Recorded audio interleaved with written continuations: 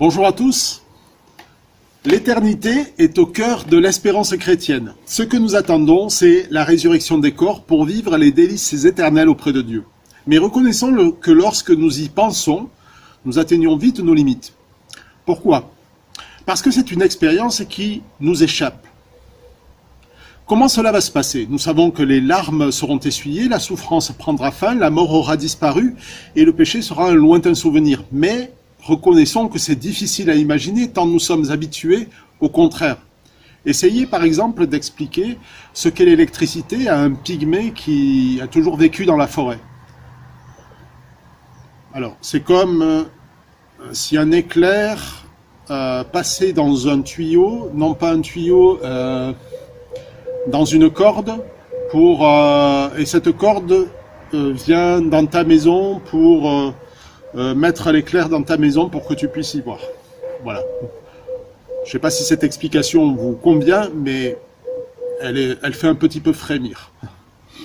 Il en est de même de la vie éternelle. Et puis, notre expérience nous montre tout d'abord que notre monde va vers sa destruction. Cette destruction, elle est même inscrite dans les lois naturelles au point que la Terre ne pourrait accueillir la vie sans tremblement de terre et autres catastrophes naturelles. Il est donc difficile d'imaginer autre chose. Nous pourrions dire la même chose, par exemple, de l'expérience de la vieillesse, de la souffrance ou de l'ennui. Lorsque je visitais des personnes âgées dans des maisons de retraite par le passé, les remarques étaient souvent les mêmes. Bof, s'il faut vivre une éternité dans ces conditions, je ne vois pas en quoi la vie éternelle est une bonne nouvelle. Un tu l'as vaut mieux que deux tu l'auras. Et la réponse paraît légitime. Mais la foi nous enseigne le contraire. Notre expérience aujourd'hui, c'est notre finitude. Tous s'useront comme un habit, nous dit notre texte. Et c'est bien Dieu qui l'a voulu ainsi. Comme un manteau, tu les rouleras. Mais au départ, il n'en était pas ainsi. La mort est entrée dans le monde lorsque nos premiers parents ont péché et les humains ont été chassés de la présence de l'arbre de la vie qui procurait cette vie éternelle. De la même manière, notre observation de la nature nous montre une terre, selon les termes de la Bible, asservie au pouvoir de la corruption, c'est-à-dire qu'elle va vers sa destruction. Et c'est là aussi l'intention du Seigneur, selon la lettre de Paul aux Romains. Les catastrophes et même les maladies sont la conséquence d'un monde défiguré par le péché de nos premiers parents. Quelque chose ne va pas, est déréglé dans cette nature. Pourtant, Dieu a donné aux hommes, comme à la nature, une espérance.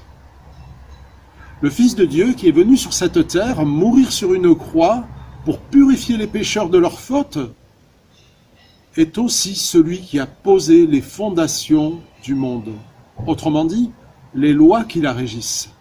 Il est celui qui soutient toutes choses par sa parole puissante. Il était avec Dieu et il était Dieu. Il a dit un jour que la lumière soit et la lumière fut. Tous ces passages sont tirés de la Bible. Ce Dieu tout-puissant par qui et pour qui toute chose existe a accompli le prodige de partager notre humanité pour ne plus la quitter, redonnant ainsi à cette même humanité l'espérance d'avoir part à la gloire du Dieu d'éternité. Christ est toujours le même.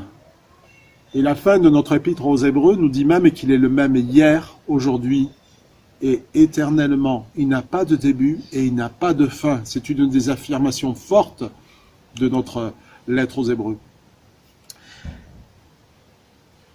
Et ce Jésus qui a appelé à l'existence ce qui n'existait pas, disant que la lumière soit de sorte que la lumière fut, est aussi celui qui rendra la vie à nos corps disparus depuis longtemps 6 pieds sous terre.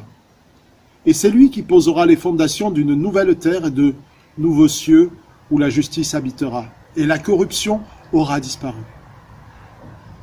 Et l'arbre de la vie se trouvera au centre de cette nouvelle terre. Alors nous serons comme lui et nous le verrons tel qu'il est. Toujours le même.